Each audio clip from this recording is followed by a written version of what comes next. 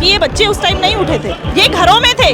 अब जब इनको समझ आई है तो इनको बड़े अच्छे से समझ आई है। अब ये सरकार की बखियां उधेड़ेंगे। तुम इतने युवाओं को मारने को तैयार होगे, लाखों की संख्या में बच्चों पे तुम गोलियां तान दी, तुमने बंदूकें तान दी, तुम्हारे आंसू गैस के गोले चल रहे हैं और इतनी ब्रुटैलिटी हुई, इतने लाठियों से तुम कीलें गाड़ के मार रहे हो। वो शर्मनाक बात थी। बेटियों के साथ जो व्यवहार हुआ, उनको गंदे तरीके से छूना, गंदे तरीके से मारना, मंदिरों के दरवाजे बंद कर देना। सैल्यूट है सिख कौम को, हम तो पहले से ही बहुत इज्जत करते हैं और इस वारदात के बाद तो इज्जत और बढ़ गई है। और सैल्यूट करते हैं हम गुरुद्वारों को, जो सिखों की, निहंगों की, सरदारों की फौज जो बच्चों के सामने एक ढाल बन के खड़ी हो गई कि आप अंदर नहीं जा सकते, उनको छू नहीं सकते। उन बच्चों को उन्होंने रहने के लिए जगह दी, उनको खाने के लिए जगह दी, उनको सोने के लिए जगह दी। तो इससे बड़ी क्या बात होगी। मुसीबत में काम आए हुए इंसान को इंसान कभी नहीं भूलता। मैं हमेशा गुरुद्वारा भी जाती हूँ और सभी लोगों को ये भी कहूँगी कि हमें सिक्खी से प्रेरणा लेनी चाहिए और हमें उस धर्म से अच्छाइयाँ ग्रहण करनी चाहिए। सवाल है कि जिस तरीके से जब किसान आंदोलन था तो सरकार कहना था कि इसमें बाहरी तत्व लगे हुए हैं, अब फिर विद्यार्थी प्रदर्शन कर रहे हैं तो फिर वो कह रहे हैं कि इसमें तो जो बाहरी तत्व हैं वो लगे हुए हैं। जब अपने लोगों को लाठियां पड़ेंगी तो वो मदद तो करेंगे ना। तो इनके लिए वो बाहरी तत्व हो गए, इनके लिए वो पाकिस्तानी कनेक्शन हो गए, हमारे लिए तो नहीं हुए ना। ये जो बाहरी फंडिंग है ना, ये हमारे ही बच्चे हैं, ये करते रहेंगे और सरकार चलती रहे, उस बात से हमें कोई फर्क नहीं पड़ता। हमने अपने बच्चे पढ़ाए हैं, इस काबिल बनाए हैं कि वो बाहर जाके अपने देश की बच्चों की मदद कर सकें। पंजाब इनसाइड ਦੇ ਉੱਪਰ ਤੁਹਾਡਾ ਸਵਾਗਤ ਹੈ। ਮੈਂ ਪਰਮੀਤ ਸਿੰਘ ਪਿਛਲੇ ਸਮੇਂ ਅਸੀਂ ਜੰਤਰ ਮੰਤਰ ਦੇ ਉੱਪਰ ਮੌਜੂਦਾ ਤੇ ਸਾਡੇ ਨਾਲ ਇਸ ਸਮੇਂ ਜੰਤਰ ਮੰਤਰ ਦੇ ਉੱਪਰ ਹਰਿਆਣਾ ਤੋਂ ਜੋ ਕਿਸਾਨ ਆਗੂ ਨੇ ਸੁਮਨ ਹੁੱਡਾ ਜੀ मौजूद ने जी। ਤੁਸੀਂ जंतर मंतर के ऊपर पहुंचे जी, किवें देख रहे हो? देखिए, जंतर मंतर की लड़ाई और किसानों की लड़ाई अलग नहीं है। हम वहाँ अपनी फसल को बेचने के लिए लड़ते हैं, MSP के लिए लड़ते हैं, सही दामों के लिए लड़ते हैं, कभी बीमा मुआवजा के लिए लड़ते हैं, या हमारे बच्चों का भविष्य खतरे में है, उनको नौकरियाँ नहीं मिल रही और वो पेपर लीक की वजह से उनकी डेथ हो रही है, वो सुसाइड कर रहे हैं। तो हम तो दोनों तरफ से मारे गए ना। तो ये लड़ाई अब अलग अलग ना होकर मुझे ऐसा लगता है कि सब समाजों को मिलके एक लड़ाई लड़नी पड़ेगी। हर वर्ग को, किसान वर्ग को, मजदूर वर्ग को, महिला वर्ग को, स्टूडेंट्स को, कर्मचारी, हर लोग एक मंच पे आके अगर ये लड़ाई लड़ेंगे तब हम ये लड़ाई जीत पाएंगे। और मैं इसको बहुत पॉजिटिव तरीके से देखती हूँ कि आज युवा जो अपने फोन में व्यस्त रहता था, जिनको हम सोचते थे कि ये तो सुस्त बच्चे हैं, वो सुस्त नहीं है। उनके दिमाग में जो चीज़ें पल रही थी, जो उनकी इंटेलिजेंसी थी, वो अब यहाँ पे दिख रही है। वो किस किस तरीके से सरकार के साथ जो है उनको टैकल कर रहे हैं, सरकार की हरकतों को, उनके हथकंडों को, तो वो देख के समझ में आ रहा है कि ये जनजी जागरूक है और अपने हकों के लिए आवाज़ लड़ने के लिए सक्षम है। दिल्ली पुलिस ने बच्चों पर लाठीचार्ज किया, उसकी पूरे दुनिया में विरोधता हो रही है, उसकी आलोचना हो रही है।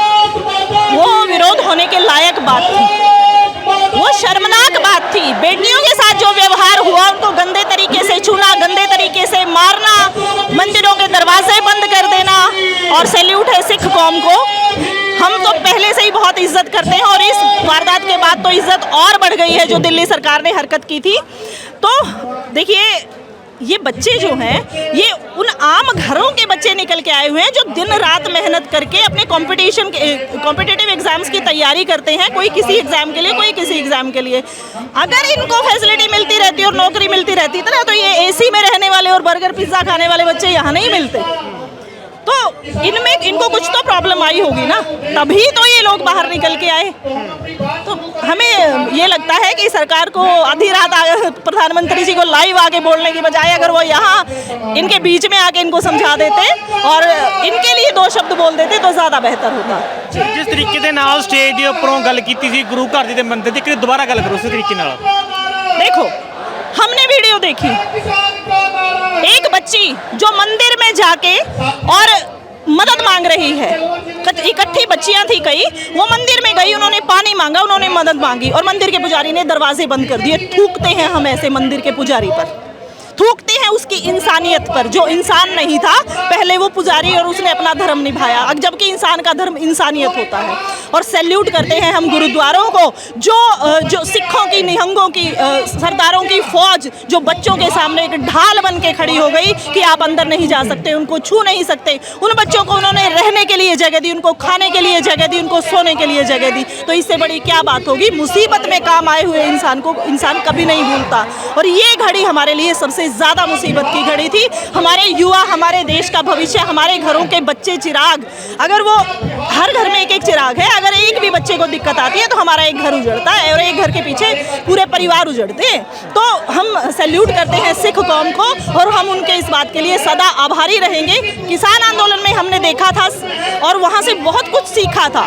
और उसके बाद मुझे तो आधा लोग सरदार ही समझते हैं, पगड़ी बांधती हूँ तो उनको ये लगता है कि भाई ये पंजाब से हैं और मुझे तो हमेशा पंजाब का सोच के बात करते हैं। तो मैं हमेशा गुरुद्वारा भी जाती हूँ और सभी लोगों को ये भी कहूँगी कि हमें सिक्खी से प्रेरणा लेनी चाहिए और हमें उस धर्म से अच्छाइयाँ ग्रहण करनी चाहिए। अकेले मंदिर में बैठ के घंटी बजाने से कुछ नहीं होता। ईश्वर हमारे मन में है, पूजा करो, इस भगवान का नाम लो। वो घर में बैठ के भी ले सकते हो और सेवा करनी है तो वो किसी भी तरीके से कर सकते हो।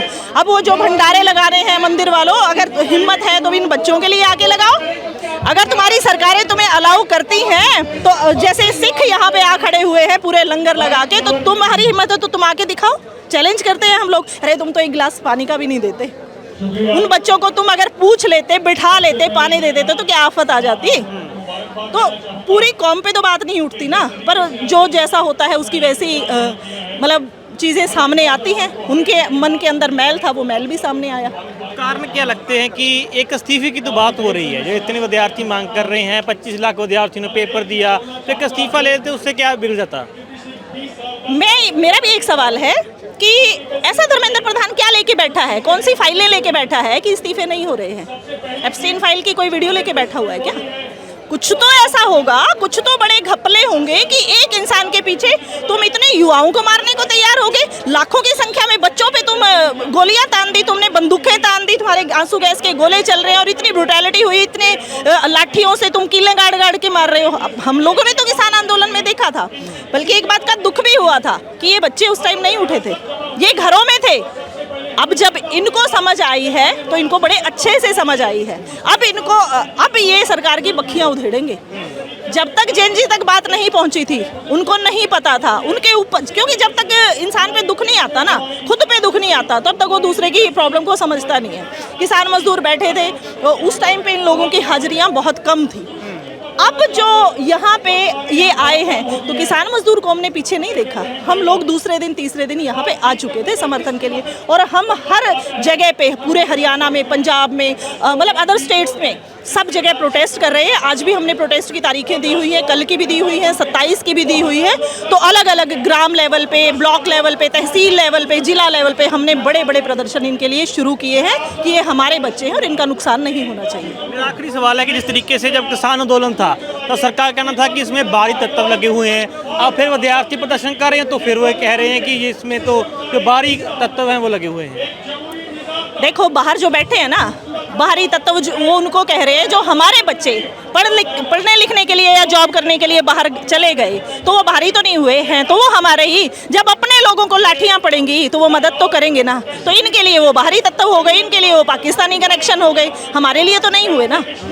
अब वो हमारे भाई बहन हैं जो ये देख रहे हैं कि ये जो लाठियां हैं ये उन बच्चों पे नहीं, ये उन जो बाहर बैठे हुए लोगों के दिल पे पड़ रही हैं कि अगर हम वहाँ होते तो हम ये कर लेते। वो कुछ कर नहीं पाते, वो इंडिया आ नहीं सकते, इसलिए वो किसी ना किसी तरीके से मदद भेज रहे हैं। और मुझे एक बात का अचंभा भी हुआ, जैसे हम लोग किसान आंदोलन में बैठे थे, हमने खाने के लंगर लगाए थे, यहाँ जेनजी को देख के उनके चॉइस के अनुसार पिज्जे और बर्गर के लंगर लग गए। तो उन्होंने चॉइस का भी ध्यान रखा है कि बच्चे ये खाते हैं। फिर बच्चों की तरफ से बोला गया है हेल्दी खाना दीजिए, फ्रूट्स दीजिए, तब जाके वो चीज़ें आनी शुरू हुई हैं। तो देखिए, ये जो बाहरी फंडिंग है ना, ये हमारे ही बच्चे हैं, ये करते रहेंगे और सरकार जलती रहे, उस बात से हमें कोई फ़र्क नहीं पड़ता। हमने अपने बच्चे पढ़ाए हैं, इस काबिल बनाए हैं कि वो बाहर जाके अपने देश की बच्चों की मदद कर सकें। धन्यवाद। किसान लीडर हुड्डा जी ने दस्सिया है कि किवें उस दिन किसानां ਦੇ ਵਾਂਗੂ ਹੀ ਜੋ ਟਰੀਟ ਕੀਤਾ ਜਾ ਰਿਹਾ ਹੈ ਵਿਦਿਆਰਥੀਆਂ ਦੇ ਨਾਲ, ਤੇ ਅਸੀਂ ਕਿਸਾਨ ਵਿਦਿਆਰਥੀਆਂ ਨਾਲ ਡਟ ਕੇ ਖੜੇ ਹੋਏ ਹਾਂ। ਧੰਨਵਾਦ।